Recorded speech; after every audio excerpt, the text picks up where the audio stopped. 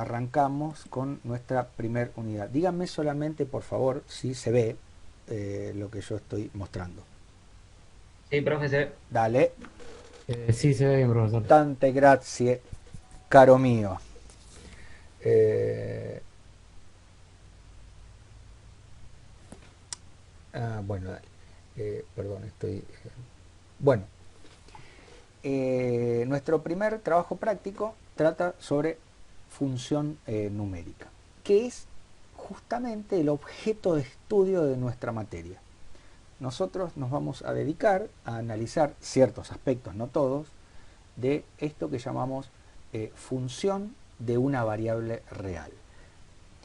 Algo que vamos a tratar de hacer este cuatrimestre, a diferencia de otros, es ir un poco más rápido en esta primera parte, en esta primera unidad, para poder tener más tiempo eh, en algunas otras, que creo que esta estrategia va a ser beneficiosa. Bueno, a ver, como para hacer un repasito así, para que tengo que agarrar esto, porque si no... bueno, estos pizarrones también después se los subo en PDF, aunque la verdad que mucho no, me parece no les interesa. Bueno, déjame hacer un repasito. Eh, ¿Dónde arrancar? ¿De dónde empezamos? Como bien ustedes saben, en matemática uno no puede estar demostrándolo todo para atrás hasta llegar a... Perdón por interrumpir, Sí, pero creo que todavía no está grabando, señor. ah, ¿no?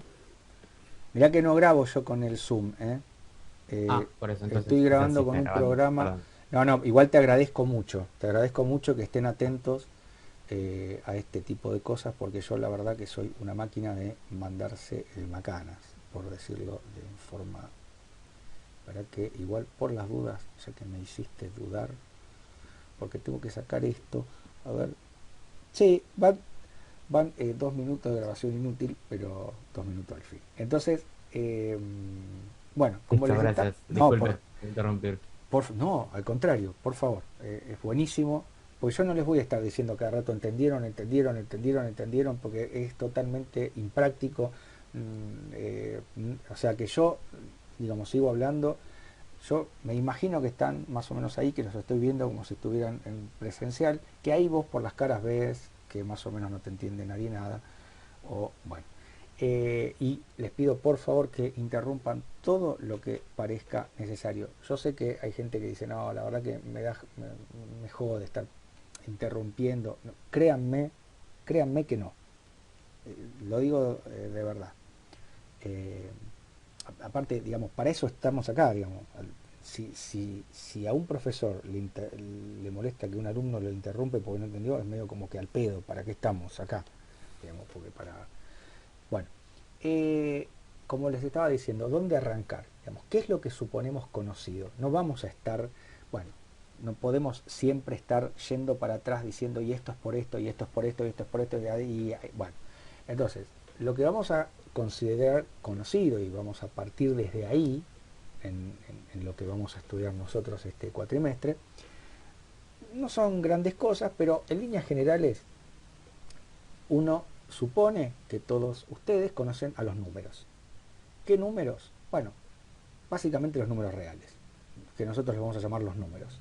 No vamos a hacer referencia a otro conjunto numérico, a menos que estemos interesados, y ahí sí, lo remarcamos. Por ejemplo, estoy interesado en hablar en el subconjunto de los números naturales. ¿Cuál es? A ver, recordemos un poquito eso. Teníamos entonces el conjunto de los números naturales, que son los números que uno usa para contar, básicamente, ¿no? Cuántos dedos tengo en una mano, cuántas personas hay en China, cuántas células hay, no sé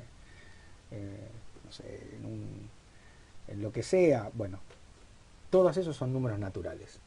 Los números que uno usa para contar, que es el uno, bueno, el 2, así, etcétera. ¿No? El cero algunos lo toman como natural, otros no. Yo prefiero no tomarlo. Y si vos querés hablar de los números naturales con el cero, lo escribís así. que este sería entonces el conjunto de los números naturales al que le metes el conjuntito que tiene el 0. Después tenemos a los números enteros, que son, además de los naturales, los negativos, ¿no? O sea, son los mismos naturales, pero les pones un signo menos adelante si creas unos nuevos números. Bueno, también los conocen, -2, -1, acá sí está el 0, ¿no? Acá no, bueno, etcétera, ¿no? Son infinitos. Después tenés los números partidos. Las fracciones son aquellos números que se forman con el cociente entre dos enteros. Bueno, ahí tenés todas las fracciones, ¿no? Qué sé yo, no sé. Por ejemplo, tenés al -1/2, al 3/7, al 141/2, qué sé yo, no sé, bueno, así, etcétera. También infinitas. Por supuesto, cada conjunto que estoy escribiendo está incluido en el que le sigue, salvo el que vamos a escribir ahora. Hay una cuestión que también la vamos a suponer conocida, y si no, lo aceptamos desde ahora. Vamos a suponer que hay una representación gráfica entre los puntos de una recta y los números, de tal manera de que el número 1 yo lo puedo representar en un punto de una cosa llamada recta de los números, y ese punto también le corresponde al número 1. Lo mismo puedo hacer con los enteros, lo mismo puedo hacer con todas las fracciones.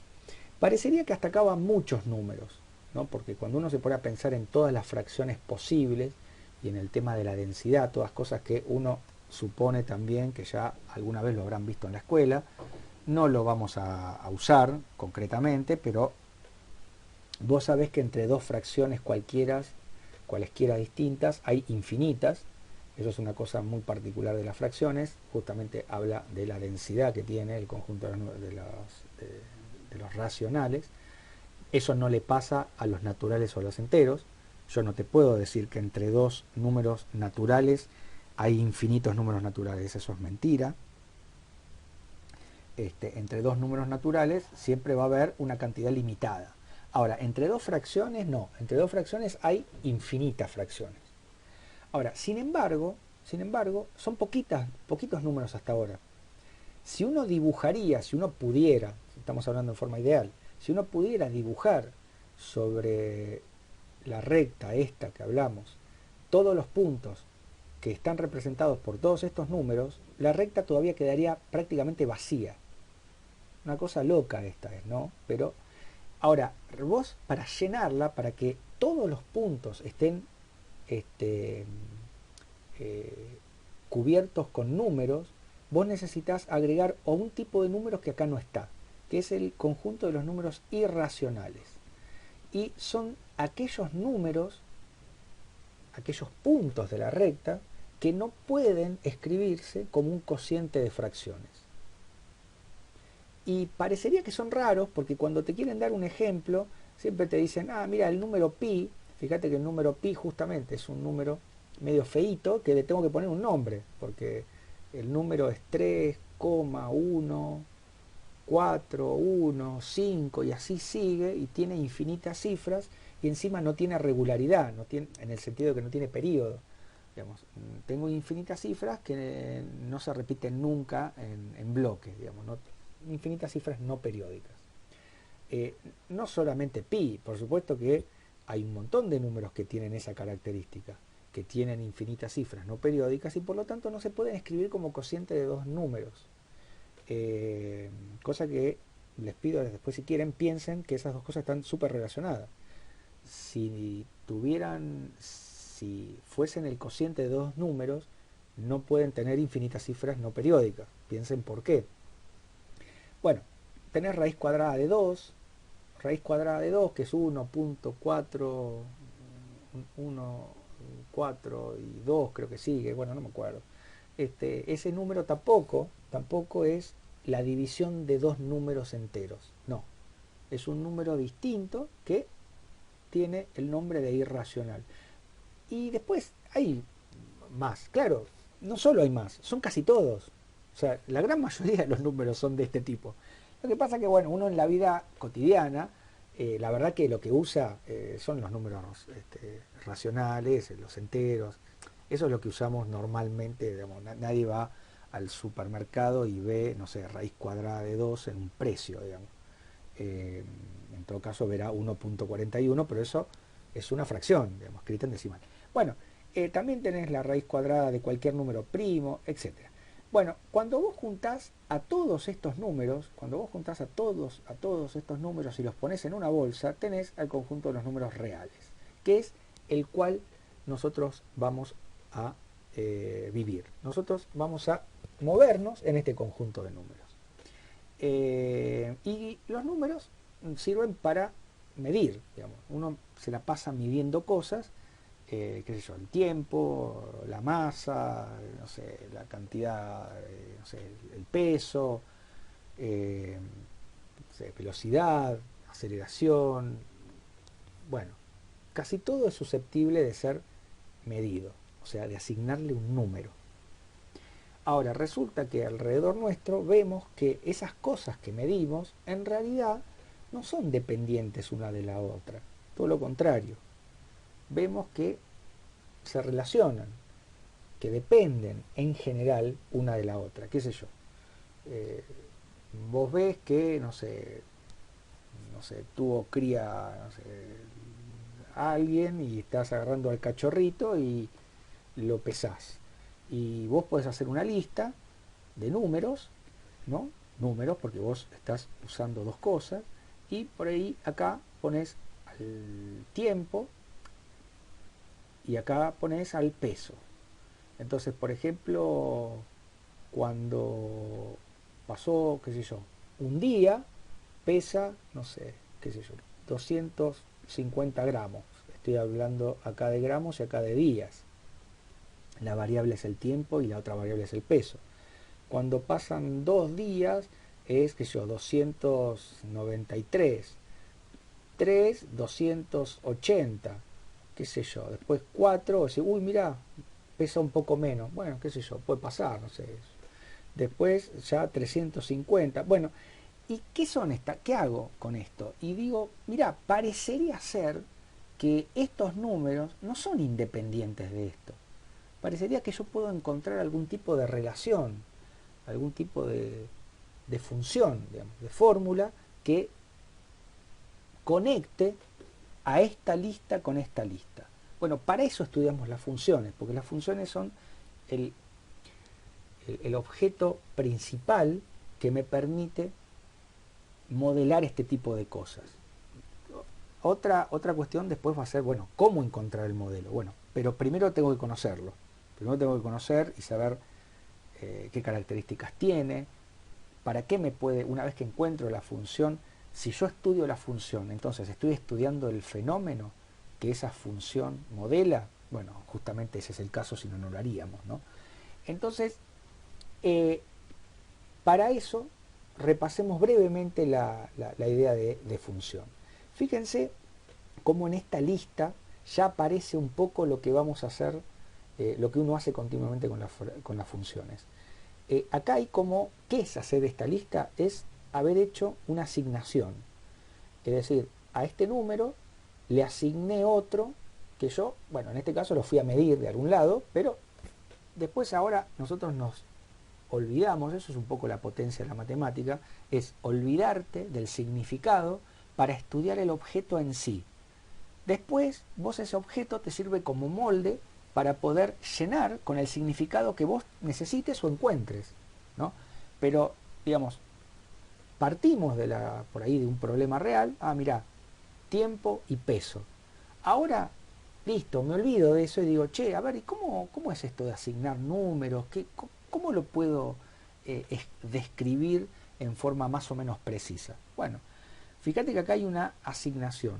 Al 1 le corresponde este, al 2 le corresponde este. ¿Qué, qué es esto de asignar? ¿Qué es esto de tener una ley de asignación? Bueno, es simplemente esto. Dar un ordenamiento de parejas de números. A este le corresponde este, al otro le corresponde el otro. Y qué sé yo, no sé. Yendo ahora a algo más típico, digamos, algo que ya no tenga que ver no con la necesidad que tenga que ver con algo. Puedo pensar, a ver, acá hay un conjunto de números que lo voy a llamar A. Siempre estamos, esto no lo vuelvo a repetir, estamos hablando de subconjuntos de números reales, ¿eh? Acá no vamos a trabajar con otro tipo de conjuntos. No vamos a estar con conjunto de, no sé, de flores o conjunto de... No. Siempre estamos hablando de este tipo de... Bueno, qué sé yo, no sé, vamos a poner el 1, el 2, el menos 4 y basta.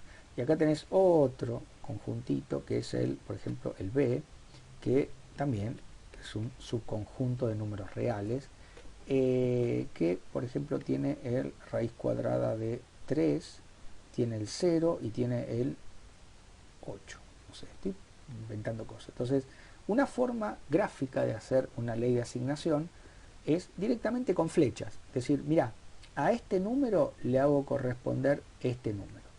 A este número le hago corresponder este otro y qué sé yo, a este número le hago corresponder este que está acá.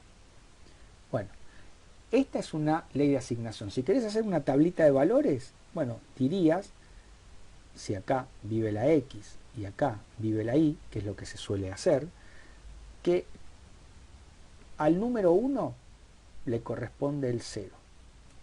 Al 1 le corresponde el 0. Al 1 también le corresponde el 8. Y después al menos 4 le corresponde raíz cuadrada de 3. Acá está escrita la ley de asignación mediante todas las asignaciones posibles. También la podríamos escribir, qué sé yo, así. G igual, abrimos una llave. Esta es escribir por extensión a un conjunto y cada parejita la metemos dentro de lo que se llama par ordenado, que está acá escrito, par ordenado. Un par ordenado es simplemente dos cosas que llevan un orden. O sea, no estoy diciendo nada que no diga el título de lo que quiero definir. Acá recordemos que el primero se lo llama primer elemento, al segundo elemento, nos matamos con los nombres. Y acá, por ejemplo, el 1, 0, ¿ves? Ya ahora estoy formando la parejita primera. Al 1 le corresponde el 0. Después resulta que al 1 le corresponde el 8. Y después resulta que al menos 4 le corresponde la raíz cuadrada de 3. Ahí escribí a la ley de asignación por extensión. Acá en forma de tablita, acá. ¿Ven? Son diferentes maneras de más o menos hacer lo mismo. Ahora, el problema es cuando yo tengo muchos pares ordenados, pero mucho me refiero a infinitos. Porque la verdad que esto de estar trabajando con una cantidad fija o finita, bueno, es primero raro que pase, y segundo que justamente por el tipo de herramientas que nosotros vamos a desarrollar en esta materia, nos va a resultar muy cómodo trabajar con variables que toman infinitos valores. Entonces, ¿qué pasa si yo, por ejemplo, hago otra ley de asignación del tipo, acá ya tengo todos los números reales y acá tengo todos los números reales? Y ahora voy a poner la frase el doble de. Entonces, por ejemplo, voy a decir 3 se corresponde con, a ver, 3 es el doble de y 1,5. O sea que acá tengo que hacer esta flecha, porque acá diríamos X es el doble de Y. Vamos a ponerlo así mejor, perdón. Espera que voy a borrar estas comillas del... Bueno, X es el doble de Y. Entonces, qué sé yo, no sé, 10 es el doble de 5. Bueno, y así sucesivamente. O sea, acá hay infinitos pares ordenados, porque resulta que todo número es el doble de alguien. Simplemente lo que tengo que hacer es calcular su mitad. Entonces, ¿cómo hago para describir un tipo de asignación como esta? Donde la relación que está dando vuelta es X es el doble de Y. Y bueno, justamente con una fórmula, que esa es la forma típica de trabajar en nuestra materia con las funciones. Entonces, esta ley de asignación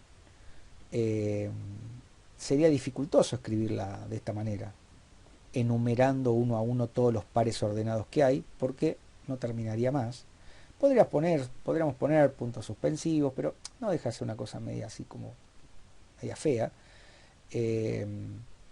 Así que directamente podríamos poner así, G, bueno, G no porque ya la usé, voy a usar otra. H son todos los pares que están en R2. ¿Por qué en R2? Porque estoy pensando en todos elementos que están que tienen dos coordenadas. Acá no puedo hablar de R, tengo que hablar de R2 porque, bueno, estamos en el plano cartesiano, que lo llamamos así. O sea, son todas las parejitas posibles de números reales. Esto es lo que quiere decir este símbolo, ¿no? Nosotros, no, ya les digo, no nos vamos a volver locos con la parte técnica. No es que estas cosas hay que hacerlas así. Vos, mientras que uno comprenda más o menos lo que está haciendo, lo podés describir o escribir como puedas. Cuando vas agarrándole un poco la mano a lo simbólico, escribís un poco más cómodo, porque escribís menos para las ideas que querés expresar. Pero no es que hay que escribir sí o sí de esta manera. Acá lo que estamos diciendo con esto que escribí acá al principio es cualquier par de números reales, eso es lo que estoy poniendo acá, tal que, ahora le digo, sí, es cualquier par de números reales, pero que cumpla con algo. ¿Qué tiene que cumplir? Que X sea el doble de Y. Y acá le estoy dando la condición que tiene que cumplir la X y la Y para que el par ordenado X, Y esté en este conjunto. Acá están todas las asignaciones posibles y esto es lo que se llama es trabajar por comprensión. Di una fórmula que de alguna manera engloba la idea que genera a los infinitos pares ordenados. De hecho, ni siquiera vamos a escribir, uno escribe todo esto, directamente uno se va a quedar con la fórmula, pero llegó el momento, ya que ahora entendimos que hay una ley de asignación, hay una forma de hacer correspondencias entre números que generan pares ordenados, bueno, ¿cuándo eso va a ser una función? Eso es lo que nos interesa pensar ahora. Bueno, para que esa ley de asignación genere una función, y estamos definiendo nuestro objeto de estudio, esa ley de asignación, esa generación de pares ordenados tiene que cumplir con dos requisitos. El primero es el que se llama existencia, requisito de existencia, ¿no? Donde decimos que todo, cualquiera número de el conjunto A, el conjunto que está acá, para que esto de vez en cuando hace lío, autoguarda, este es el B, en este caso A y B, los dos son los números reales, todo número de A tiene asignado algún número de B.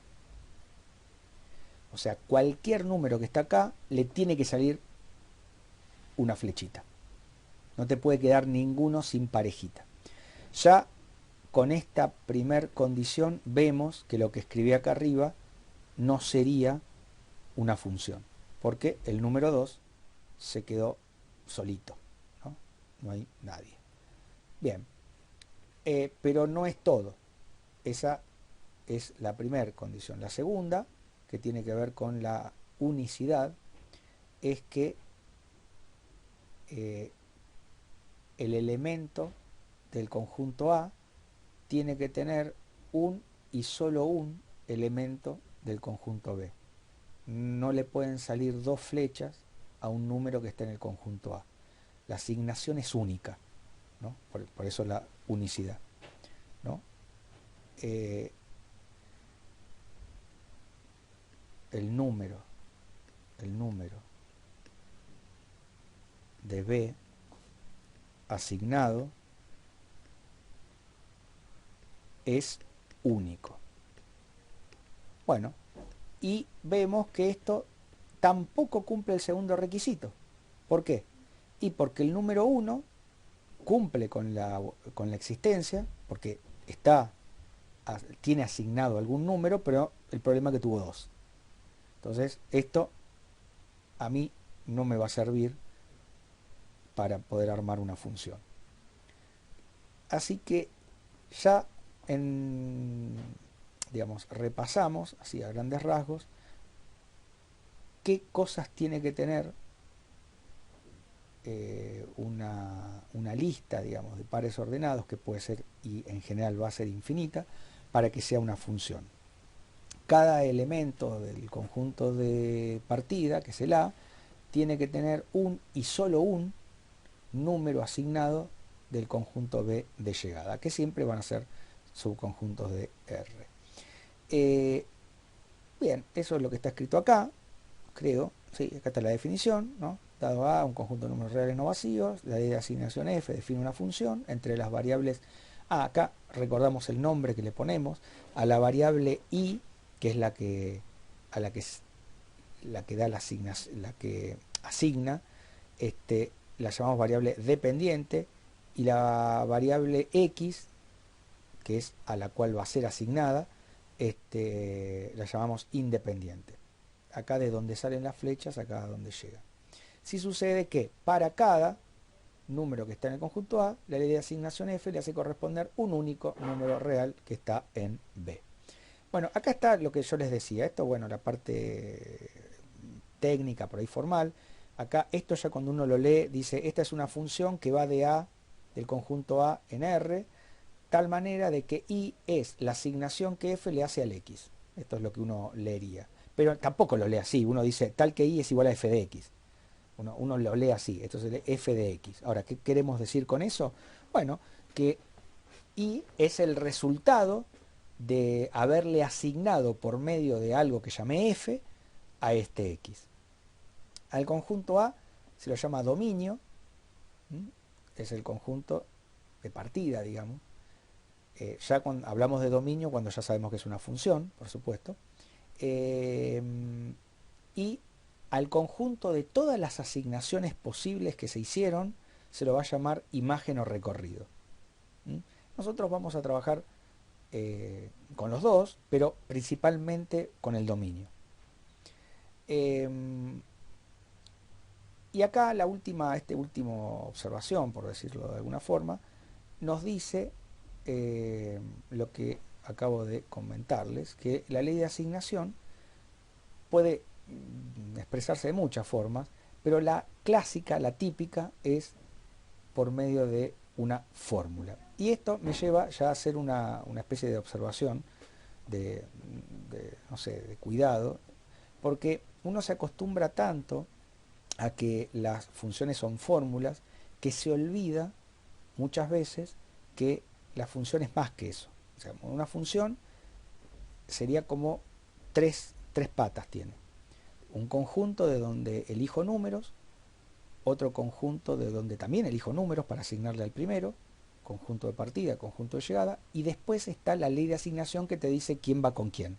Pero todo eso forma una función, cumpliendo con los requisitos de unicidad de existencia. Ahora, después uno tira directamente una fórmula y dice, I igual a f de x igual a 2x más 4. Entonces uno se olvida de que hay conjuntos siempre dando vueltas, y eso algunas veces puede arrastrar a cometer algún que otro error. Y no es que alguien te tiene que decir, o nos tiene que decir, che, el dominio, digamos, la mayoría de los dominios son naturales. Llamamos dominio natural al dominio que, si nadie te dice nada, vos te conviene poner. Por ejemplo, en el caso de que estaba pesando al principio de todo a un no me acuerdo qué era que dije, había tenido cría a alguien y estaba pesando cachorro, ni siquiera dije, bueno, si digo cachorro, se estoy hablando de perros, ¿no? Bueno, es lógico que el dominio natural sean los números positivos, por ejemplo, porque números negativos no voy a tener en ninguno de los dos casos, porque en uno es el tiempo y en el otro es el peso, digamos, el peso negativo no hay. Entonces ahí el dominio natural serían todos los números reales positivos en ambos casos. Incluso le podemos dejar el cero también, ¿no? Serían los números reales no negativos. O sea, en general después hay el problema, te va diciendo cuál es el dominio, ¿no?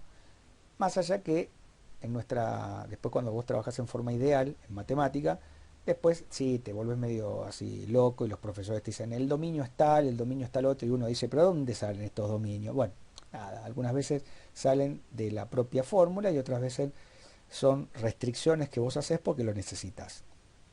Pero normalmente las cosas raras que uno ve en matemática se referencian con algo que pasa en la realidad.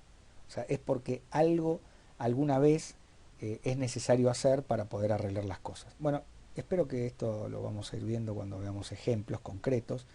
Bueno, entonces, por ejemplo, si analicemos el caso de antes, que les dije X, a ver cómo era, X es el doble de Y.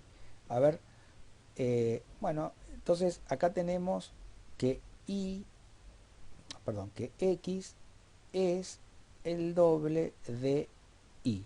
¿Y cuál sería la fórmula entonces? Si yo quiero que Y, la quiero ver a la Y como una función de X, entonces despejaría de acá y digo, mira, si X es el doble de Y, significa que Y es la mitad de X, que aprovecho para decir que lo puedo escribir así o bien así. Estos son sinónimos. La mitad de algo es lo mismo que ese algo multiplicado por un medio, ¿no? Y esta sería la f de x. Entonces uno dice, a ver, f de x es igual a la mitad de x. F de x, ¿quién es? Es la y. La y es función de x. ¿De qué manera? Así. Mira, acá te estoy diciendo cómo tenés que asignarle la y a ese valor de x que vos querés. Entonces, por ejemplo, f de, no sé, 7 es igual a, y reemplazás acá 7 dividido 2. ¿Y qué te da? 7 medios. Lo querés escribir en forma decimal, lo escribís, si no lo dejas así como fracción. 7 medios es el número cuya asignación es el 7, porque 7 es el doble de 7 medios, ¿no? También uno podría decir 7 medios eh, tiene como imagen el 7 por medio de f, porque este es el doble de, perdón, acá me estoy mareando, perdónenme. Eh, sí, está bien. Este es el doble de este. No me mareé, no, casi. Este es el doble de este. Bueno, y esto entonces es lo que podemos resumir ahora, ¿no? Las fórmulas para nosotros son importantes porque básicamente nos resumen lo que estamos haciendo en cuanto a la función se trata. Bueno, también a la ley de asignación la podemos llamar, o sea, cuando la vemos representada en lo que llamamos un conjunto en el plano coordenado o plano cartesiano, lo llamamos gráfica de la función. Y para nosotros también es fundamental. A ver, charlemos un toque de la gráfica. Dijimos que aceptamos que a una recta tenemos una biyección, digamos, tenemos un ida y vuelta entre puntos y números. A cada número le corresponde un punto y a cada punto le corresponde un número. No queda ningún hueco sin llenar ni ningún número sin asignar un punto. ¿Está bien? Eso es una cosa que lo aceptamos. Todos los números reales tienen un lugar en la recta. Si ponemos una recta horizontal para la variable x y ponemos una recta vertical, que es la misma, es una recta de números reales, vertical, no, esta dije vertical, bueno, si dije vertical, perdón, una recta horizontal para la x y una recta vertical para la y, entonces uno puede ver que puede representar como si fuese el cruce de calles a los pares ordenados o a las asignaciones. Por ejemplo, en el caso que estuvimos viendo recién, qué sé yo, por ejemplo, al 7, 1, 2, 3, 4, 5, 6, 7, al 7 acá, 1, 2, 3, 4, 5, 6, 7, acá tenés 7 y acá tenés el 7 medios. 7 medios en X, 7 en Y. Bueno, si vos ves dónde se encuentran las coordenadas estas, esta recta vertical que pasa por 7 medios y esta recta horizontal que pasa por 7, el lugar en donde se encuentran es un punto que tiene justamente por coordenadas 7 medios, 7. Y así vos podés ir haciendo con todos los pares ordenados. Lo que te queda dibujado cuando pones todos los pares ordenados posibles, en general es una curva. La curva esa que vos construís como si fuese una cadenita de puntos que vas generando a partir de la ley de asignación. A eso es lo que llamamos gráfica de la función. Por ejemplo, acá concretamente, tengo una función donde el dominio es el conjunto menos 1, 2. ¿Por qué hablo de conjunto? Bueno, aprovechemos esto para recordar el tema del intervalo, ¿no? ¿Qué es el menos 1, 2? Bueno, el menos 1, 2 es un intervalo que es este conjunto de cosas. Son todos los números reales que cumplen con estas desigualdades. Ese número real es mayor o igual a menos 1 y es menor o igual a 2. ¿No? Una representación gráfica de esto sería poner un corchete acá en menos 1, poner otro corchete acá en el 2 y hacer un rayadito así. Esta es una manera de representarlo. Algunos también le ponen un punto lleno acá y un punto lleno acá, ¿no? Esto lo que se llama es un intervalo cerrado, cerrado porque los extremos están incluidos en el conjunto y es una manera de describir infinitos números reales que a mí me interesan. Son todos los números reales que justamente cumplen con esta desigualdad. También podemos tener un intervalo abierto que sería el mismo pero que no, al cual no pertenecen los extremos. También podríamos tener semiabiertos o semicerrados, de acuerdo, cuál quieras incluir o no, de los extremos. Y ahí me da el pie para decir algo. En matemática tenemos un problema de notación que es este, mirá. Tenemos un símbolo que significa dos cosas distintas. Y esto, en general, el contexto te lo aclara, pero está bueno que uno lo tenga presente, ¿no? Por ejemplo, acá estoy escribiendo paréntesis menos 1, 2 paréntesis y simplemente es un intervalo pero abierto. Son todos los números reales que son estrictamente mayores a menos 1 y estrictamente menores que 2. O sea, es el mismo conjunto de acá abajo al cual le quito el menos 1 y el 2. Entonces lo que te queda es así. Ahora, lamentablemente, como les decía, este mismo símbolo lo usamos para esto que está acá. ¿Ven? También lo usamos para un punto. Es lo mismo. Digamos. Abrir el paréntesis, 7 medios, coma 7. Entonces, esto al final, ¿en qué quedamos? ¿Es un intervalo de números reales que va de acá hasta acá? ¿O es un punto en el plano que tiene coordenadas esta y esta? Bueno, las dos cosas, lamentablemente. Entonces, normalmente uno tiene que mirar qué está diciendo para ver cuando se trata de un punto o cuando se trata de un intervalo, ¿no? Insisto con que el problema normalmente te lo deja claro, pero no deja de ser un temita a tener en cuenta. Bueno, entonces, la función tiene dominio todos los números reales que van de menos 1 a 2. Acá, si uno lo mira, sería este, ¿no? Desde menos 1 hasta 2. Acá estaría todos los números del dominio, ¿no? Y por supuesto toma sus asignaciones en el conjunto de los números reales, que uno en general lo pone así, en R. Y acá me dicen cuál es la ley de asignación. Me la dan mediante una fórmula, lo que les estoy diciendo. Acá es similar a la que vimos antes y la segunda componente es el doble de la primera. Si uno quisiera escribir a todos los pares ordenados, no termina más. Así que no lo hacemos.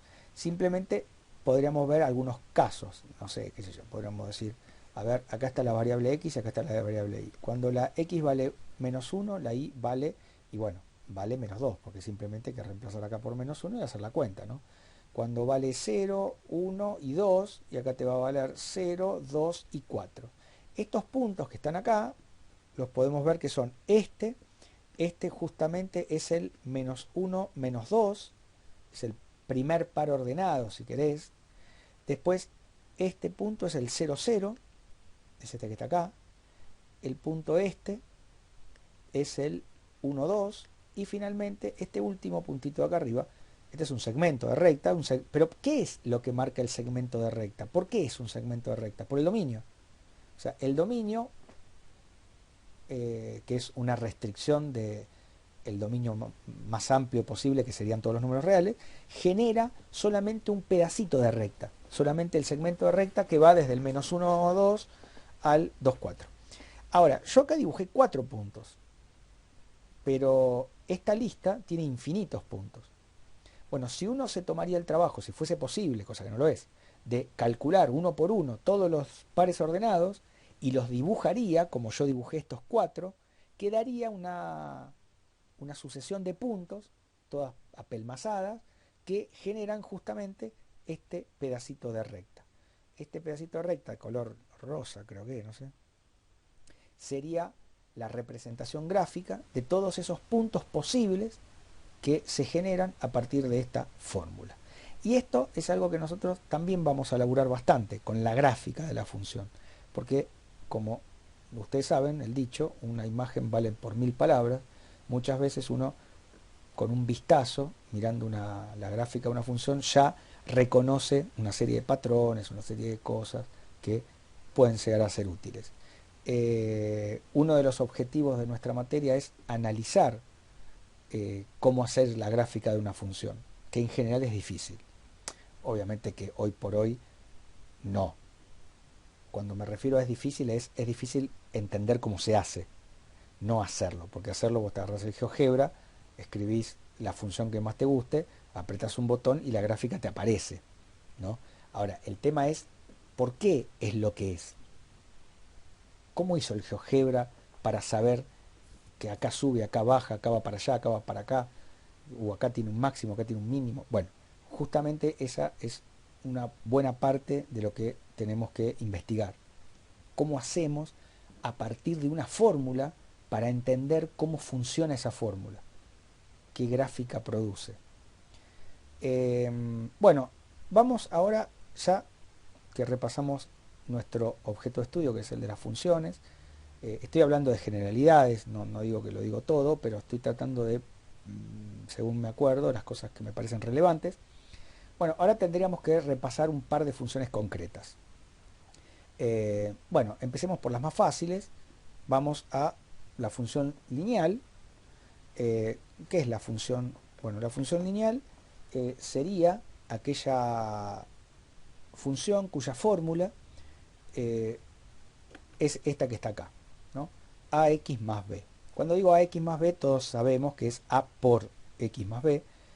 Las únicas operaciones que intervienen en una función lineal es la suma y el producto, las dos operaciones básicas. Esto es una cosa que no trae problemas. Digamos, es una función muy importante porque uno trata de usarla muchísimo. Justamente el hecho de aproximar linealmente es clave para nosotros, como vamos a ver. Básicamente es la función más fácil en la que podés pensar, ¿no?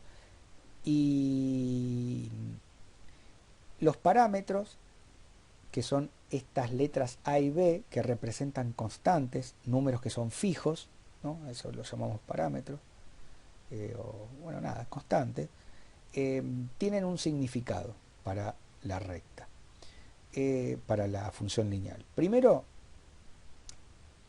sabemos, y si no sabemos aceptamos, que si uno dibuja todos los pares ordenados que salen de esta fórmula, todos quedan alineados en una recta.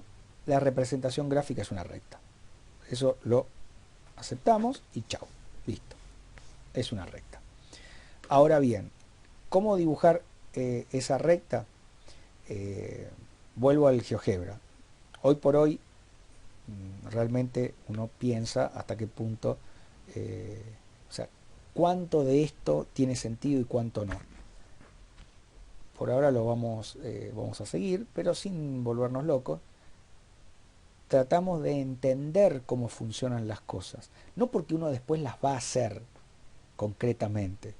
Por ahí si tenés ganas de dibujar una recta porque estás apurado, necesitas dibujar una línea recta, la sabes dibujar, pero tratar de entender lo que está más allá de la fórmula, porque cualquiera agarra un programa y pone la fórmula y aprieta un botón, pero por ahí no cualquiera entiende la fórmula lo que hace.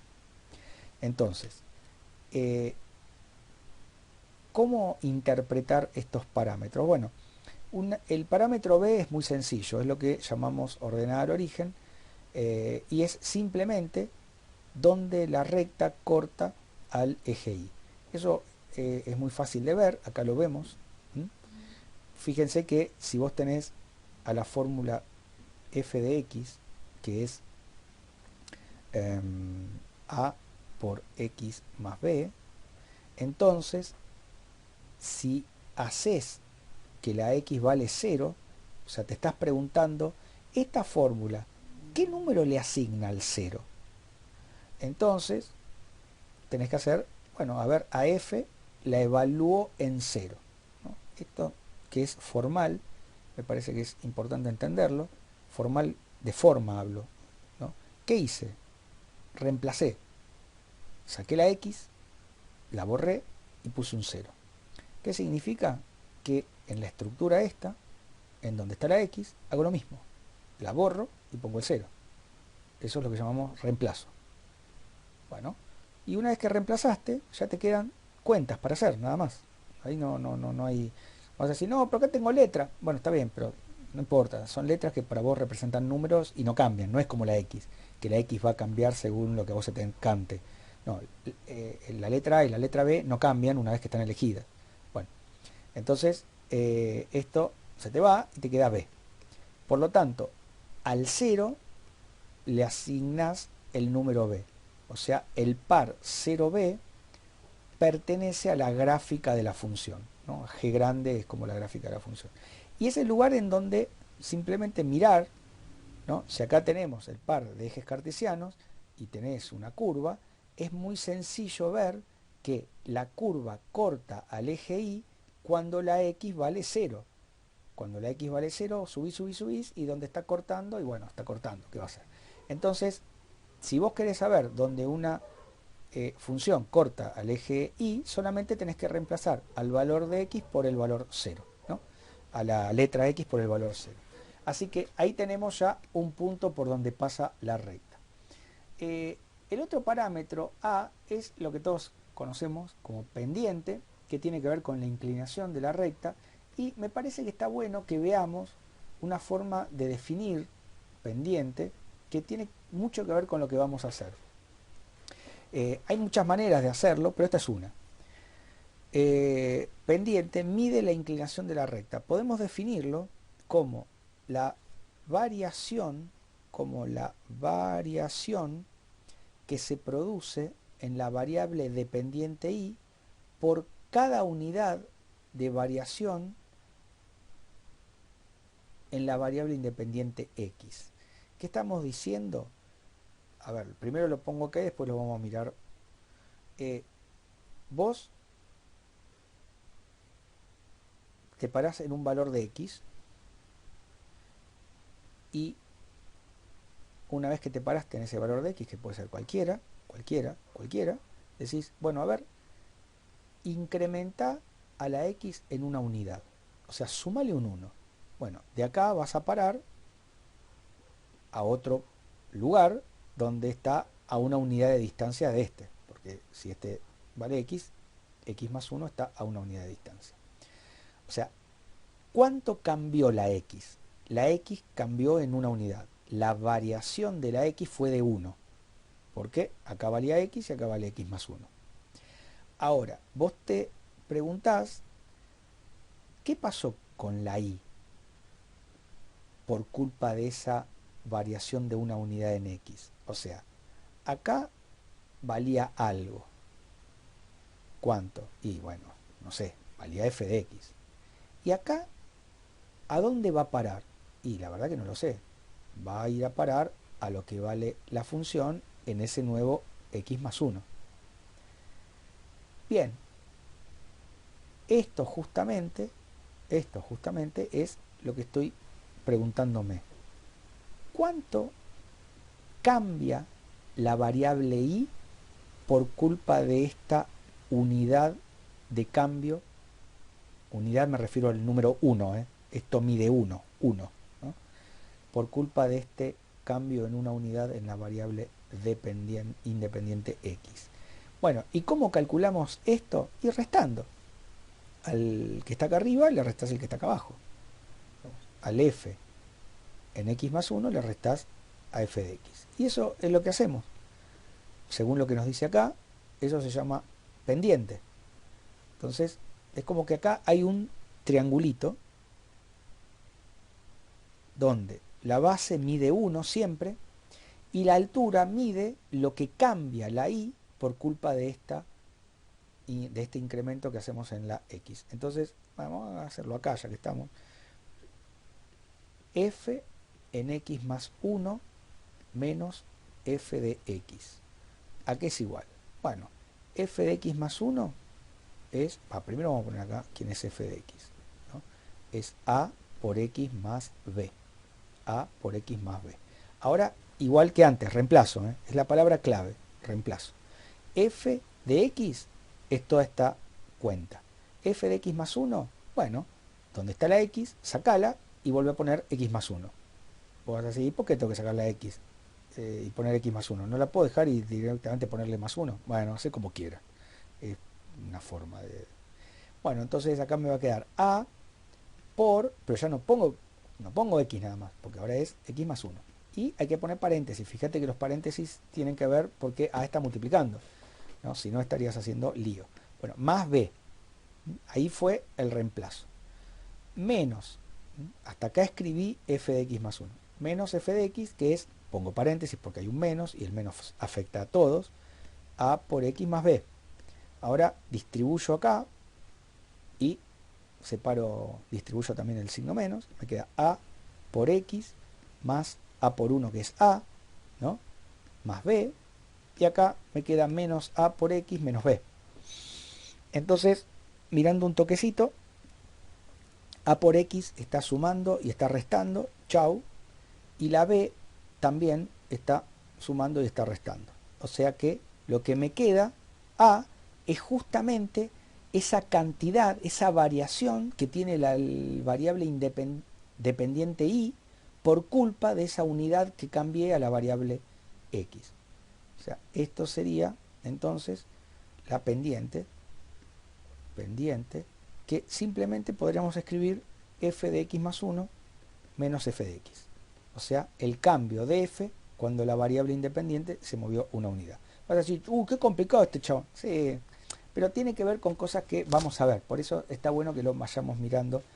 Bueno, y acá entonces tenemos los dos parámetros más o menos estudiados o repasados. Acá tenemos entonces, como les decía, esto mide 1 y esto mide a. Eso es lo que significa el parámetro a, ¿no? Por eso hablamos de la inclinación, porque como este no cambia nunca, siempre vale 1, si a es muy grande, va a haber mucha inclinación. Si a es chiquito, va a haber poca inclinación. De hecho, si a vale 0, fíjate que esta recta se pone horizontal, ¿no? Bueno, otra cosa que uno puede preguntarse es, pues nos preguntamos muy fácil, no, nos preguntamos fácil y lo contestamos fácil, ¿dónde corta al eje Y? Y bueno, el eje Y lo corta cuando la X vale 0. Pero, ¿y si me pregunto dónde corta al eje X una recta? O sea, si yo dibujo una recta así, ¿no? Cualquiera, Y igual a f de x, que es igual a por x más b. Ya sabemos que esto es b, eso lo sabemos. Pero ¿y si quiero saber este? O sea, ¿dónde corta al eje y? Al eje y lo corta en el número b. ¿Dónde corta el eje x? O sea, ahí me estoy preguntando por la raíz. La raíz, pero no la raíz de la operación raíz cuadrada, ¿eh? La raíz es el lugar en donde la función cruza por el eje x, ¿no? Raíz de f de x. O sea, preguntarte por la raíz es preguntarte cuándo la función vale 0, ¿no? No cuánto vale la función cuando la x vale 0. No, eso es lo que nos da la intersección con el eje y. No, la intersección con el eje x es otra pregunta, en general mucho más jodida de contestar, que es decime cuánto tiene que valer la x para que la función, la y, se haga 0. Porque cuando corta el eje x, la curva, si vos vas a buscar la coordenada y, es esa la que vale 0, o sea, y que es f. Entonces, en nuestro caso, nos queda solo por hacer que esta cuenta nos tiene que dar 0, porque a por x más b te tiene que dar 0, que es la y. ¿Cuánto tiene que valer a x para...? Bueno, despejamos, a por x es menos b, y x vale menos b dividido a. Esta cuenta la podemos hacer siempre que a no valga 0, acordémonos de eso, ¿no? Está absolutamente prohibido para nosotros la división por 0, no existe. No existe la división por 0. Así que si a no vale 0, dale para adelante y vas a encontrar dónde la recta corta el eje x. ¿Dónde lo corta? Acá. ¿Y qué pasa si a vale 0? Bueno, si a vale 0, esto no lo puedo hacer. Pero fíjate que tiene sentido que no lo pueda hacer. Porque si a vale 0, dijimos que la recta era horizontal. Y si la recta es horizontal, hay una sola forma de que corte al eje x. ¿Cuál es? Una recta horizontal. ¿Cómo haces para que una recta horizontal corte al eje x? ¿Se puede? ¿Es una coincidente con el eje X? Ahí está. Bueno, es el eje x. O sea, es siempre 0. No una vez. Bien, listo. Conclusión, entendemos muy fácil cómo funciona la fórmula en una lineal. Siguiendo en orden de dificultad, bueno, acá hay para dibujar una recta, me parece que no tiene ni sentido que lo hagamos, pero bueno, nada, ya está. Fíjense que corta en menos 4, si hacemos, a ver, vamos a hacer eso. A ver, en este caso, fíjate que a vale 1/2 y b vale 2, ¿no? Estos son los parámetros. Acá ya tienen un valor elegido. Entonces, fíjate que la raíz, que es lo que acabamos de ver antes, era x es igual a menos b sobre a, que en este caso va a ser menos 2 dividido menos 2, que es b, dividido a, que es 1/2. En vez de dividir por 1/2, lo que hacemos es multiplicar por el inverso, o sea, menos 4. Bueno, listo. Y nada, digamos. ¿Cómo podemos dibujar una recta? Suponete que querés dibujar una recta porque, no sé, porque a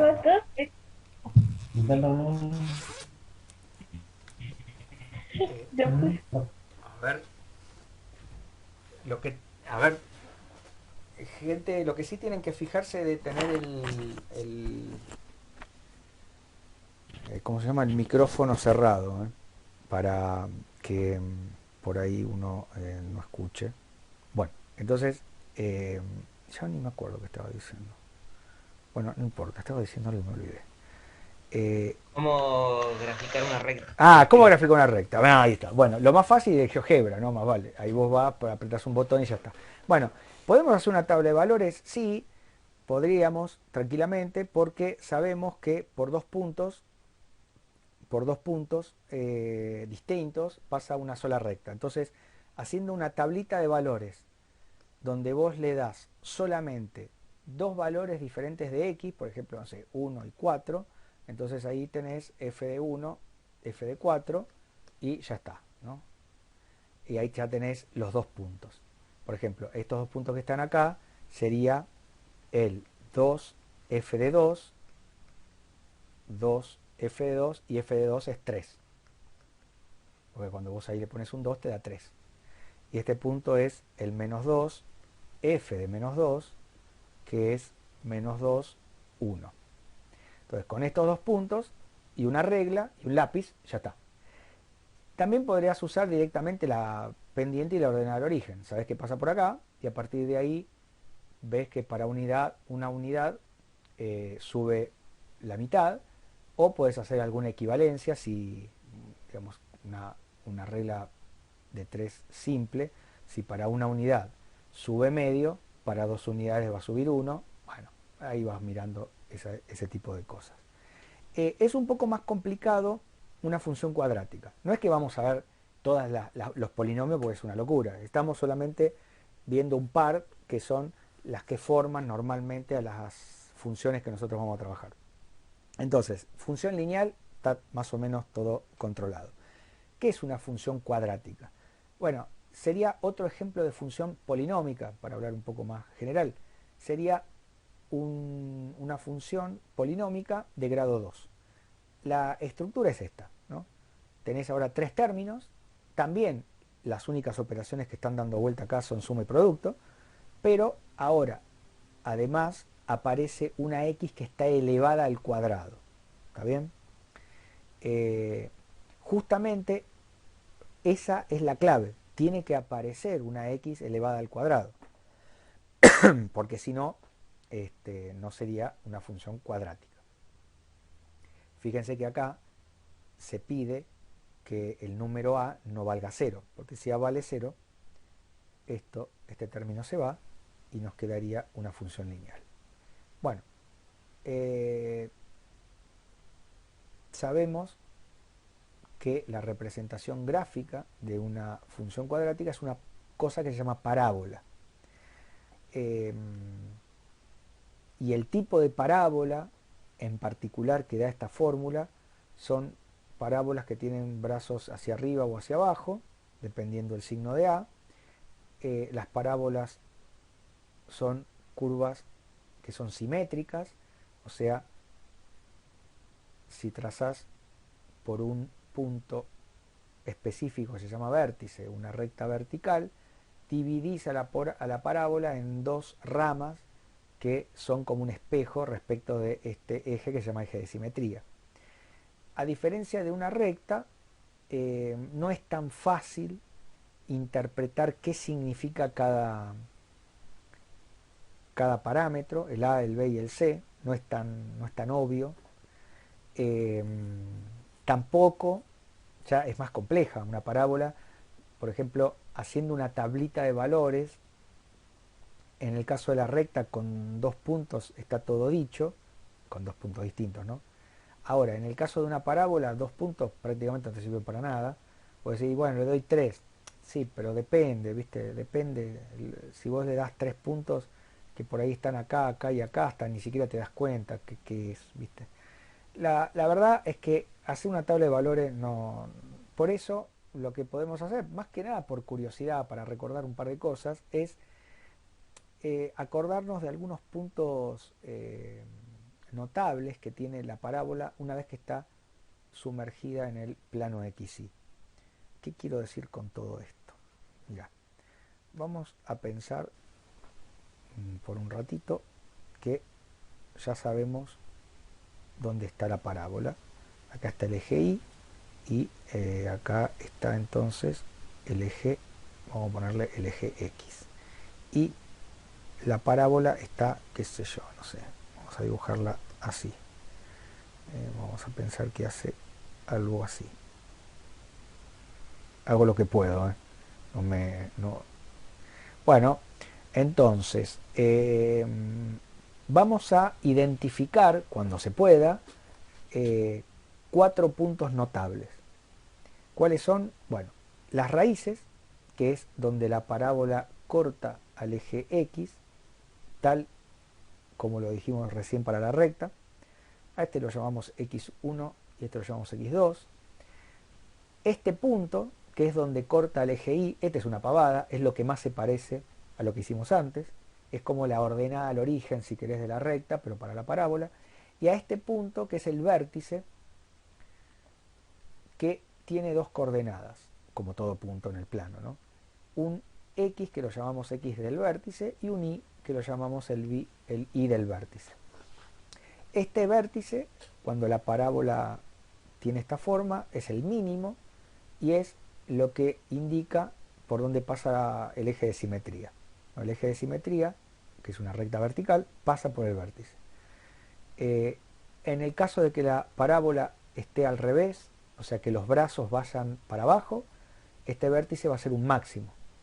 Que vaya para arriba los brazos o que vayan para abajo depende del signo de A, ¿no? Eso lo podemos poner por acá, ¿no?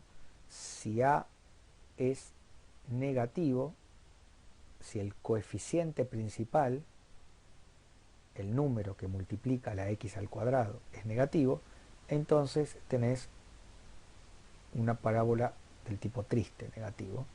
Si tenés una positivo, entonces la parábola tiene esta forma y está más... Bueno, si A vale 0, no hay parábola. Fíjense qué loco, ¿no? Si A vale 0, uno puede ver, si quieren, pruébenlo con el GeoGebra, está bueno hacer ese tipo de experimentación. A medida que A va creciendo, la parábola se vuelve cada vez más cerrada. Entonces, por ejemplo, acá tenemos un A muy grande. Después, cuando A se va acercando a 0, por ejemplo, acá A vale 2, acá A vale 1, acá A vale 1/2. A medida que se va acercando a 0, la parábola cada vez se abre más. Si haces lo mismo con los negativos, son las mismas parábolas, pero van para abajo, digamos. O sea, esta sería una parábola con -2, esta sería una parábola con -1, y esta era con 1, esta sería una parábola con -1/2. Ahora, acá están todas las parábolas que generas con A negativo. Acá están todas con A positivo. Y si A vale 0, bueno, si A vale 0 no hay parábola, pero justamente es un caso deformado de parábola que es una recta. Pues si A vale 0, te queda justamente una recta. Entonces vos mirá qué loco, cómo tiene hasta sentido. A medida que vos el parámetro A lo vas acercando a 0, la parábola se va abriendo, se va abriendo, se va abriendo, hasta que como que la estirás toda y le haces una recta. Ahí se hizo 0. Y después pasás a combarla para el otro lado. Es como que el alambre ya lo pusiste derecho y ahora lo empezás a torcer para abajo y ahí le estás dando una concavidad, bueno, negativa en este caso, eso después lo vamos a ver. Bueno, nada, una pavada. Bueno, estos son los puntos que les decía notables. Bueno, ¿cómo sacarlos? Bueno, fácil, lo repasamos muy rapidito. Empecemos por el más fácil de todos, este punto que está acá. Si vos tenés que f de x es x al cuadrado por a más b por x más c, entonces la intersección con el eje y acuérdense, este símbolo es intersección con el eje y, ¿qué necesitamos? Que la x valga 0, es fácil. Entonces pregunto, ¿cuánto vale f de 0? Bueno, cuando reemplazás te queda a por 0 al cuadrado más b por 0 más c. Por ahí a más de uno esto le parece un embole, a mí por ejemplo, pero bueno, estamos tratando de que todos arranquemos más o menos. Te da c. Bueno, justamente acá generamos el punto 0c, que es este, ¿ves? 0c es el lugar en donde la parábola se encuentra con el eje y. Ahora, el x1 y el x2, siguiendo con... Esto sería como lo primero.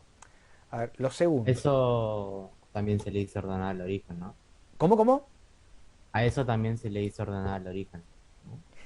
Sí, en el caso de la parábola no recuerdo el nombre ordenada al origen, pero es el mismo sentido, ¿no?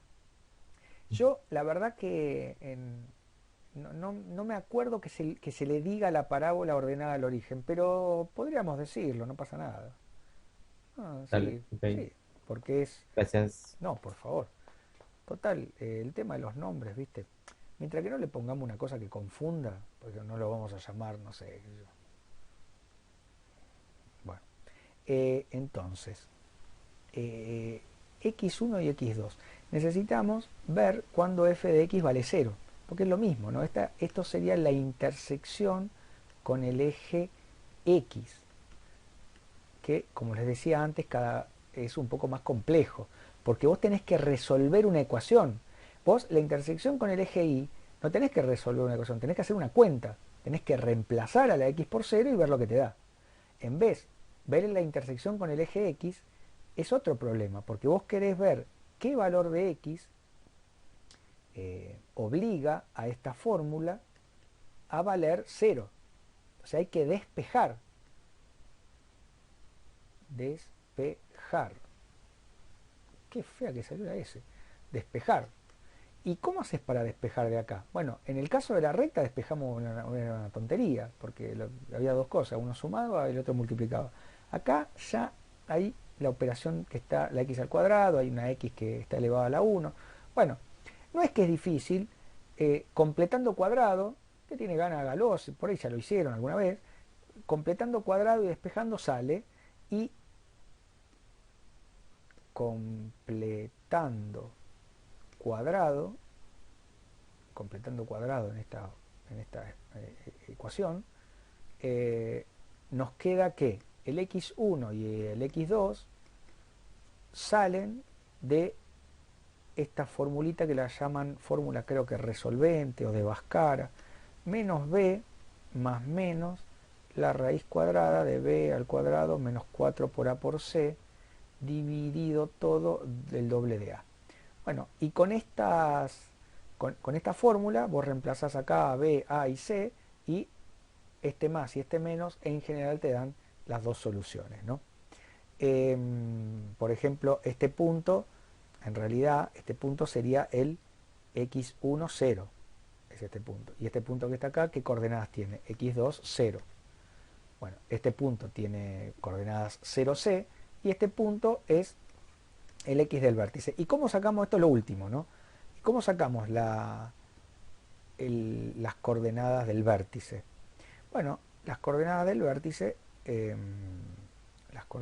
vértice es fácil, porque podemos usar, por ejemplo, la cuestión de la simetría, ¿no? Como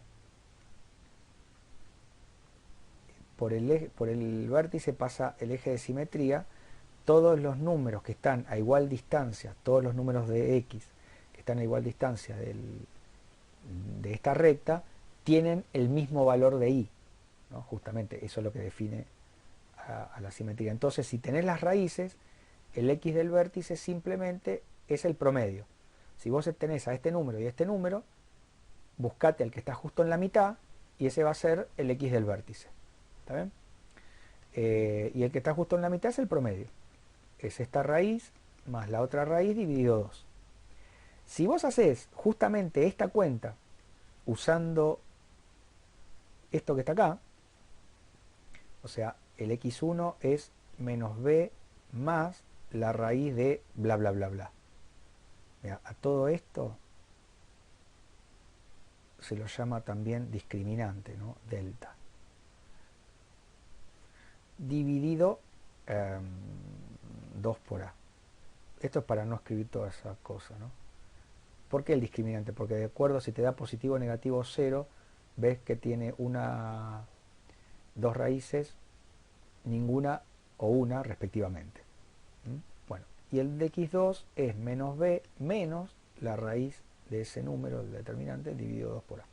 Bueno, fíjate, si nosotros sumamos estos dos números, ¿ves? Acá hay que hacer la suma y hay que dividir por 2. Si vos sumás, estos dos tienen el mismo denominador. Así que es fácil, hay que sumar lo que está arriba. Pero fíjate que la raíz se te va cuando sumás, o sea, se te cancela. O sea que lo que te queda simplemente es el doble de b, el doble de menos b en realidad. Pero después lo dividís por 2, o sea que ese doble también se te va. Y lo que te queda es directamente menos b dividido 2 por a. ¿No? De hacer este promedio sale Entonces acá tenés dos maneras de obtener el x del vértice. O sacando el promedio de las raíces, si tenés las raíces, y si no tenés las raíces, usás los parámetros a, b y c de esta manera. Y bueno, y el y del vértice, para tener la otra coordenada del punto, es simplemente evaluar en la función cuadrática a este número que está acá, ¿no? A menos b dividido 2 por a. Y así tenés que el vértice tiene estas coordenadas. Menos b dividido 2 por a, coma, f, lo que vale f en menos b dividido 2 por a. Esto es una forma horrenda de escribirlo, no lo hagamos más. Ejemplo. Encontrar gráficamente para qué valores de x tenemos que la función x cuadrado menos 4x menos 5 es mayor o igual a 0. A ver, encontrar gráficamente, o sea, a partir del gráfico, qué valores necesitas tomar en x para que la función, o sea, la variable y, sea no negativa, o sea, mayor o igual que 0. Recordemos, porque algunas veces marea, que hablar de f y hablar de y es lo mismo. Vos cuando te referís a y, estás hablando de la variable dependiente, cuando hablas de f, estás hablando del nombre de la función. El nombre de la función. Pero decir y f es lo mismo, ¿no? La x no, la x, la x. Entonces uno continuamente, pasa que eso alguna vez se confunde. Entonces vos decís, ¿cuándo f de x es mayor o igual a 0? Bueno, te preguntan cuándo la y es mayor o igual a 0.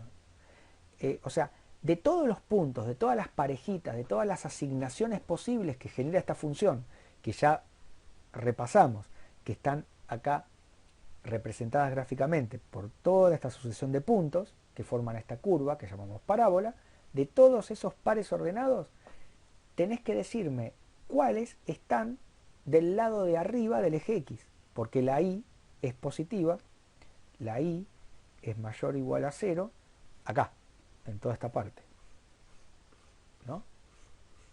El eje X también, porque en el eje X justamente y vale 0, ¿no? Entonces, yo me pregunto, o me están preguntando, ¿en qué subconjunto de los números reales tenemos a la parábola del lado de arriba del eje X? Bueno, gráficamente vemos que es acá. Si vos vas a la izquierda del menos 1, cualquier valor de x que vos tomes ahí, su valor de y está arriba, ¿no? Y a la derecha del 5. O sea, el conjunto de valores de x que hacen que la y sea mayor o igual a 0 son todos estos x unidos con todos estos, ¿no? Por ejemplo, podríamos decir f de x es mayor o igual a 0 si y solamente si la x es menor o igual que menos 1 o la x es mayor o igual que 5. Por supuesto que lo estoy sacando de un gráfico esto. ¿Qué es lo que me pide ahí? Verlo gráficamente, ¿no? Otra forma de escribir esto sería con intervalos, ¿no? O bien x tiene que estar en el intervalo que va desde menos infinito hasta menos 1 cerrado. Recordemos que cuando tenés que usar el infinito, ahí siempre va paréntesis, ¿no? Unión, empezamos en el número 5 y vamos para adelante o hacia la derecha y no terminamos más, ¿viste? Hasta más infinito. O sea, desde menos infinito a menos 1. Bueno, o sea, en este subconjunto del dominio, la función es positiva. Que por ahí te puede interesar, porque vos estás viendo que por ahí la función se hace positiva en un lugar donde a vos te esté interesando por alguna cuestión y que decir, bueno, a ver, che, ¿qué tiene que pasar con la x para que la función sea positiva?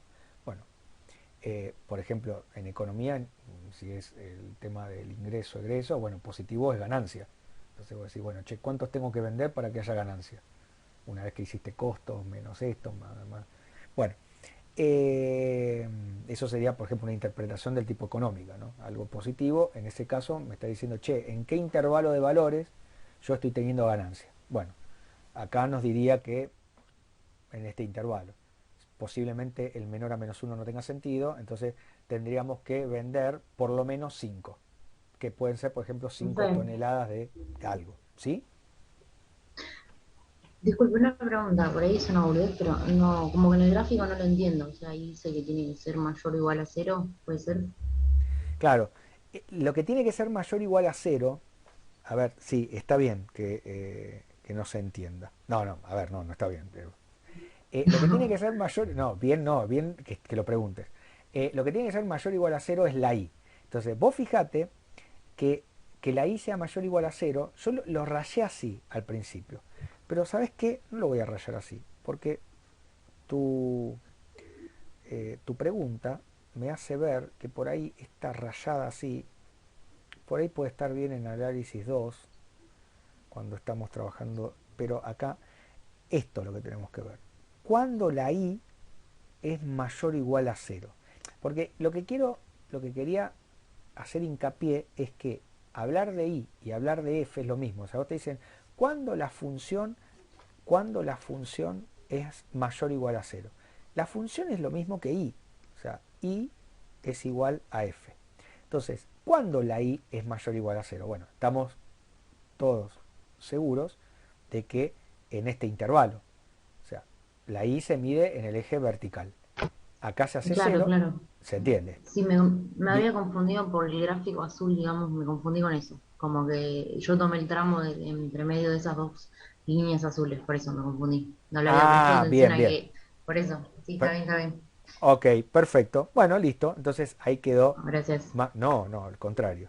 Entonces, claro, y lo que quedó fuera es cuando se hace negativa, que se va a hacer negativa de acá hasta acá, y se hace 0 justo, bueno, esa es otra de las cosas que uno supone conocidas. Por ejemplo, la relación de orden. Uno entiende que ustedes ya alguna vez a los números reales ya los vieron y saben que los podemos ordenar. Saben que un número puede ser más grande que otro, más chico o puede ser igual. ¿Está bien? Eso es justamente lo que genera nuestra relación de orden. ¿Qué es lo que estamos trabajando acá? Cuando yo pregunto cuándo f de x es mayor o igual a 0, estoy de alguna manera ordenando las cosas y viéndolas cuando pasan del 0 para arriba, ¿no? Bueno, entonces, ahora, el gráfico ya estaba hecho acá. De hecho lo hice con el GeoGebra. Pero si no teníamos el gráfico, ¿qué hacíamos? Y hacíamos lo que dijimos antes. O sea, no sé si vale la pena hacerlo, pero, por ejemplo, a ver, ¿qué hubiésemos, si queríamos dibujar el gráfico con la mano? Cosa rara, ¿no? Pero metele que queremos. Entonces, necesitamos los puntos esos que dijimos que eran este, este, este y este, ¿no? Acá ya está dibujada la parábola, pero suponete que la parábola vos la quitás y decís, che, si yo tengo estos puntos, tengo una onda más o menos de cómo va la parábola. Porque uno no busca un gráfico espectacular, lo que busca es un gráfico aceptable que me sirva como figura de análisis, ¿no? Entonces vos decís, mira, este es el vértice, tiene esta forma, pasa por acá y por acá. Bueno, listo, vos ya más o menos vas a hacer una curvita que tenga onda, ¿no?, de esa parábola. Entonces, a ver, el tema de este sale al toque, ¿no? Porque teníamos que f de x en nuestro caso es x cuadrado menos 4x menos 5. Lo primero que tenemos que hacer es quién es a, quién es b y quién es c. O sea, arrancamos con eso, obviamente, son los coeficientes que en este caso definen a nuestra parábola. Estos son los valores con los que hay que elaborar. Lo primero, f de 0 ni lo hago, ya sabemos que es menos 5 y es este que está acá. O sea, el 0 menos 5 es por donde, como dijo antes el compañero, como la ordenada al origen de la recta, que la podemos llamar si quieren ordenada al origen de la parábola, que me importa, si del origen la ordenamos de ahí abajo. Listo, no pasa nada.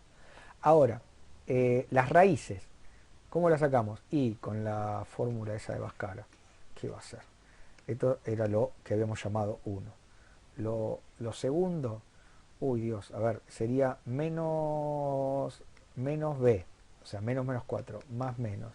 La raíz cuadrada de menos 4 al cuadrado menos 4 por a por c, que es menos 5. Bueno, ahí cierro. Y acá dividimos todo por el doble de a, 2 por 1. Bien, entonces, menos da más, eso también lo sabemos, la regla de los signos es otra de las cosas que suponemos. No me digan que, bueno, menos 4 al cuadrado da 16, menos por menos otra vez da más, o sea que ahí tengo 20. 16. Ahí está, perfecto, gracias. 2 y, uy, y esto da 36, 6. Bueno, 4 más menos la raíz de 36, de casualidad me queda una raíz exacta. Esto es manía de los profesores, tratar de hacer cuentas que den justo, cosa que después no pasa nunca, pero bueno, eso es el salto de lo ideal a lo real. Bueno, perdón, divido 6, perdón, más menos 6 divido 2, y ahí sacamos. Por ejemplo, con el más nos va a dar 5. 4 más 6, 10 dividido 5, y con el menos te queda menos 2 dividido 2 es menos 1. Y estas son las dos raíces, que están claramente acá dibujadas. Pero ahí pondríamos, por ejemplo, el menos 1, 0, que es este punto, y acá el 5, 0. Y el x del vértice es una pavada, porque directamente lo podemos sacar o haciendo el promedio. Por ejemplo, el x del vértice puede ser 5 más menos 1 dividido 2. Esa sería una forma de sacarlo. La otra es haciendo menos b dividido 2 por a. Bueno, y acá claramente da 2. Este es el x del vértice. Ahora, el y del vértice es ver cuánto vale la función en ese valor de x del vértice. Y esto nos va a dar 2 al cuadrado menos 2 por nada. Para que... ¿Sabes qué? Esto que está acá me rompe un poco los quinotos. Sí, ahí. Menos 2 por, habíamos dicho, no, es menos 4 por 2, menos 5.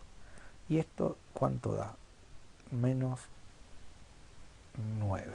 Porque acá te queda menos 8 y 4 es menos 4, menos 5, menos 9. Bien, por lo tanto, el vértice tiene coordenadas 2, menos 9. Que si lo vemos en el gráfico, calza justito, ¿no? 2 menos 9. Acá está, mira, menos 9. Y ahí está el 2. Perfecto. Bueno, esto era solamente a título de, bueno, tenemos una serie, una estrategia como para obtener un par de puntos que están piola, digamos, como para dibujar a la parábola. Esa sería un poco la onda de esta parte. La verdad es que uno las parábolas después las dibuja como puede. Si son suficientemente fáciles, las mirás. Eso es un poco también la onda, la idea. La idea es mirar una fórmula y ver si la puedo dibujar muy rápido. Sobre todo estos que son, digamos, nuestro ejercicio no va a ser dibujar la parábola. No. Lo de la parábola lo vamos a tener que hacer para avanzar en nuestro problema concreto. Digamos. Por eso estos son como pasos previos que uno tiene que ya manejar. Uno ya esto lo tendrá que, no te digo dominar, pero bueno, una parte interesante de esto, ¿sabes qué? Esta cosa no sé dónde meterla y tengo miedo de que, ¿sabes qué? Hincha mucho las quinotos. Bueno, perdón. Bueno, puedo Profe, una cerrar. pregunta. Sí, sí. Digamos, estos archivos están en algún lado o ya con la guía de trabajos prácticos no va a estar bien? Digo, esto que está compartiendo, digamos. ¿Lo va a subir o no? Esto yo Sí, después se en los PDF. comparto a ustedes. Ah, bueno, Lo está que bien, queda está bien. escrito, o sea que si les sirve, yo igual Ah, está siempre lo bien. voy a subir en un PDF, voy a hacer. ¿Está bien? Bueno, Que son gracias. estos escritos que quedan de mamarrachear acá el Está pizarrón, bien. ¿no? Bueno, Bueno, gracias, entonces, gracias. no, por favor. Bueno, a ver, finalmente, además de la forma de la parábola tradicional, de esta forma, que creo que se llama polinómica, ax cuadrado más b por x más c, hay otra manera de escribir una parábola que es usando las coordenadas del vértice, que es esta. Esta creo que se llama forma canónica. No recuerdo bien todos los nombres algebraicos, pero eh, si vos tenés las coordenadas del vértice, podés usar esta forma que está acá. Y si tenés las raíces, eso cuando te da reales, pues si las raíces te dan complejas, para nosotros no hay raíces, ¿no? Ahí significa que la parábola tiene tal forma que no está cortando al eje X. ¿Mm? Si no tiene raíces, entonces esto no lo podemos hacer. Pero si tiene raíces, que como fue el caso de recién, podríamos escribir a la función cuadrática con esta fórmula que se llama la forma factorizada, que es simplemente multiplicando binomios lineales, que es x menos la raíz. X menos una raíz multiplicada por x menos la otra raíz, todo eso multiplicado siempre por el coeficiente principal, te da lo mismo que, bueno, entonces, por ejemplo, acá te dice escribir la misma función que hicimos recién, pero con esta forma y con esta forma. Entonces, a ver, si queremos escribir a la parábola esta usando el x del vértice, perdón, usando el vértice tenía las coordenadas 2 y menos 9. Este es el x del vértice, este es el y del vértice. Entonces, otra manera de escribir a la misma función es a, estoy mirando esto, mirando esto que tengo acá. Perdón por interrumpir. No, por Una favor. era forma canónica y otro polinómica, dijo. La polinámica creo que es la primera. Igual esos son nombres, no hay que... Esta es la forma factorizada, porque está Ujú. factorizado, ¿no? Ah, Y, y la polinómica es esta que porque está escrita como polinomio, ¿ves? ok. Pero son nombres. Más que nada, a mí me parece que es preferible que uno lo vea y entienda, digamos. Acá estoy usando las raíces. Acá estoy Ujú. usando el x y el y del vértice, y acá estoy usando los parámetros a, b y c. Esa sería un poco la cosa. Depende Ok. qué datos tenés, podés escribir una u otra. ¿Se entiende? Más o menos. Ujú. Bien. Claro, listo. Gracias. No, por favor. Y entonces, ¿por qué puse A acá? F de X es igual a A. No, A no. A no lo tengo que poner. Porque A vale 1. Bueno, vamos a poner 1 por X menos el X del vértice al cuadrado más el Y del vértice, que es menos 9. Bueno, esta sería otra forma de escribir. O sea, f de x es, si lo limpiamos un poco, x menos 2 al cuadrado menos 9. Esta sería otra manera. Si está escrita de esta forma, es muy fácil despejar las raíces. Porque si vos igualás acá a 0, no necesitas hacer la fórmula resolvente. Eso es lo que tiene por ahí una de las cosas buenas que tiene esta escritura. Igual, todas necesitan de todo, digamos, de cualquiera podés pasar a otra. Y la B sería, como las raíces eran menos 1 y la otra raíz era 5, entonces la otra forma de escribir a la misma función sería a, que lo pongo por poner, pero no hace falta, x menos una de las raíces por x menos la otra raíz. De nuevo, limpiando un poquito las cosas, nos quedaría directamente x más 1 por x menos 5. Esta es recontra fácil también para ver las raíces, porque justamente las tenés a la vista. ¿Qué le tenés que poner acá para que esto se haga 0? Bueno, un 5 o un menos 1. Tenés frente a los ojos las raíces sin necesidad de hacer ninguna cuenta, ¿no? Eh, y, y para, digamos, ya para ir cerrando, les dejo para que piensen si me pedían resolver analíticamente, sin usar el valor absoluto y eso que se supone que todavía no lo vimos. ¿Ves? Esa es algo que no se supone conocido. Digamos, con lo que vimos hasta acá, si usamos las herramientas que repasamos y te preguntan f de x igual a x cuadrado menos 4x menos 5, ¿cuándo es mayor o igual a 0? O sea, la misma pregunta que antes respondimos gráficamente, ¿no? La respuesta de esto es un intervalo de números, ¿no? O sea, la respuesta a esto es x en este conjunto. Ahora, esta es la respuesta. Suponete que te hago la misma pregunta, pero en vez de gráficamente, ¿cómo se hace analíticamente? ¡Ah! ¡Qué hijo de...! Bueno, analíticamente. O sea, a partir de la fórmula. ¿Cómo obtenemos esto mirando la fórmula de la función? Obviamente, o no sé si obviamente, pero me parece que de las tres maneras en cómo se puede escribir, esta estaría buena. O sea, de todas se puede sacar, pero esta que está acá me parece a mí es la más directa, sin usar valor absoluto, me refiero, ¿eh? Porque acá lo tenés factorizado y vos tenés la regla de los signos.